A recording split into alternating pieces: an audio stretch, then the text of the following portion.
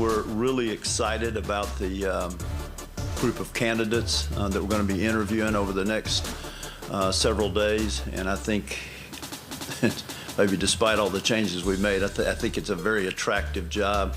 Everybody in the NFL knows how important football is in this area. I think everybody understands we have a really good young quarterback and a really good core group of players. So we're excited about the opportunity to work with these candidates over the next week or two or however long it takes.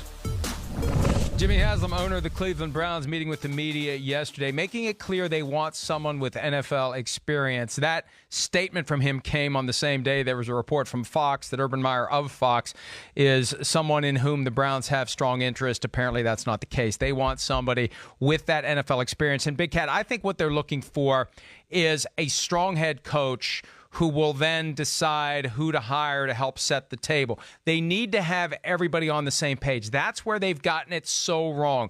They have internal factions that don't see eye to eye. They butt heads, and now you've got more dysfunction with the Browns. Dysfunctional teams do dysfunctional things, and they need to find a path out of the dysfunction, and that is one organization, everyone on the same page, no complicated depth chart of who's reporting to whom and who's here and who's over there and who's part-time working in California like DePodesta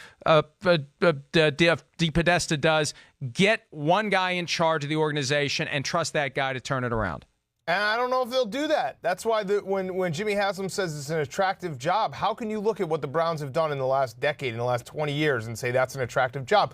They change coaches, they change front offices every other year, it feels like. So it's crazy. I don't know. Of course, someone's going to take the job because what happens is there are borderline guys who say, unless they can get an old school guy, maybe Mike McCarthy does take the job, but if they don't get a guy who's been in the NFL for a long time, who's been a head coach, they'll get someone who says, you know what, this might be my only chance as a head coaching job, so maybe I'm not ready, but I'm going to go take it. Mike, let me throw out one name to you. You don't want that, though. You don't want that guy. You want a guy who has choices. You don't want Freddie Kitchens. Who's going to take it, though, Mike, besides Mike McCarthy? And, who else is out there? I'll tell you who's out there, and who, if the Browns were smart, they would literally just make Lincoln Riley the best paid coach in the NFL.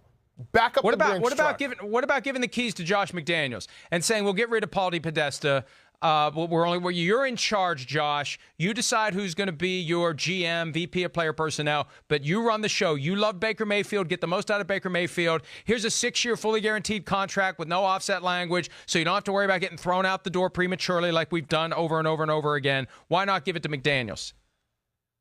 Because do you think McDaniels has learned? I mean, last year, I know people are going to say it doesn't matter as much, but last year the Colts thing with McDaniels was bizarre. And going back and forth, that was the chance for McDaniels to say, has he learned from Denver when he basically, alienated the entire locker room? He came in, the Tebow thing, trading Jay Cutler, all this stuff.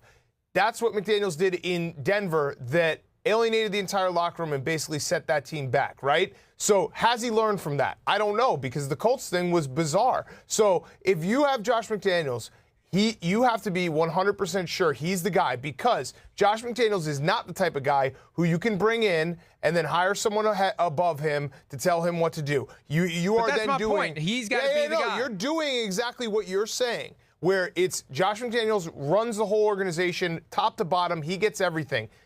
Do you really think that that's what you want to do, though, Mike?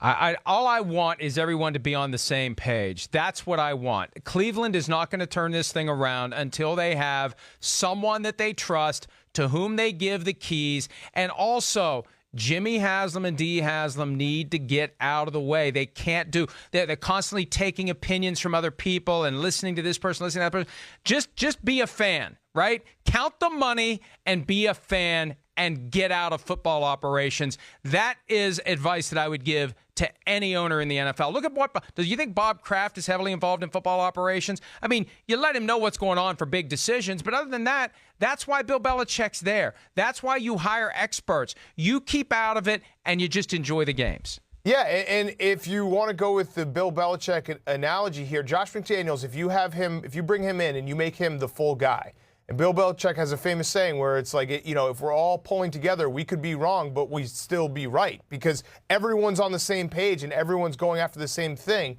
And Josh McDaniels, as long as you think he can run the whole thing and giving him the keys, go for it. You're right. Go for it. Well, he's learned at the elbow of Bill Belichick twice now, before he took the Broncos job and then for the last decade again. Hi, I'm Mike Tirico, and thanks for watching. Make sure to hit subscribe for the latest news and highlights from NBC Sports.